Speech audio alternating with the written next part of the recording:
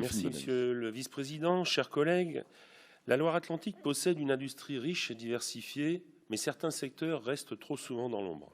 C'est le cas de l'agroalimentaire qui représente pourtant près de 10 000 emplois dans notre département. Si l'on pense spontanément aux biscuits BN ou LU, d'autres filières essentielles comme le lait et la viande ont subi ces dernières années de multiples fermetures, fragilisant un tissu économique pourtant vital pour nos territoires.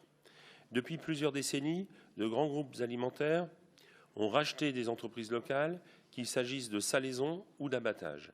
Malheureusement, les logiques financières qui les guident entrent trop souvent en contradiction avec les impératifs de maintien de l'emploi, de qualité des produits, de respect du bien-être animal et plus largement de souveraineté alimentaire.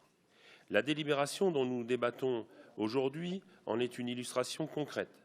La fermeture de l'abattoir de Chaland va clairement à l'encontre des intérêts de nos agriculteurs, déjà en grande difficulté dans l'exercice de leur métier.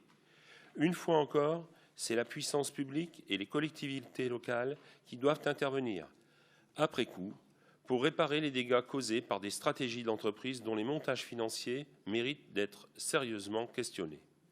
Face à cette situation, 13 collectivités se mobilisent aujourd'hui pour trouver une solution aux multiples fermetures d'abattoirs dans la région.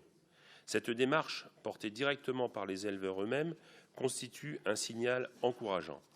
Elle démontre qu'il est possible de construire des réponses locales, durables et adaptées aux réalités du terrain, à condition de soutenir réellement celles et ceux qui produisent notre alimentation. La stratégie d'alliance des territoires montre ici toute sa pertinence. Il est seulement regrettable que la région tergiverse.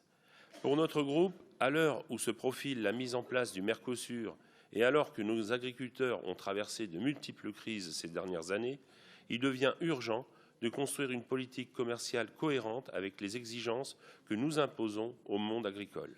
Nos territoires ne peuvent plus être les variables d'ajustement de choix économiques qui les fragilisent. Je vous remercie pour votre attention.